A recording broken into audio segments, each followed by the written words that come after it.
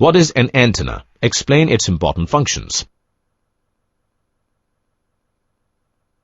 We are all aware and are in regular touch of modern modes of communication such as televisions, radios, mobile phones and others. Mobile phones enable us to hear the voice of the person far away from us. With the help of radio, we listen to songs. While with televisions, we also experience the motion pictures.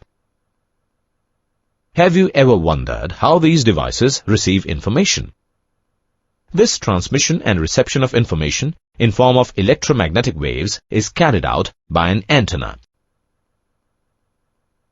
Thus, antenna is defined as a conductor or a group of conductors used either for radiating electromagnetic energy into space or for collecting it from space. Now let us understand how an antenna works. The information in form of electromagnetic energy to be transmitted is first fed into transmitting antenna. The information transmitted travels in space. And finally, the receiver antenna receives the signal. Hence, antenna acts as the means of linking the electromagnetic waves from transmitter to receiver.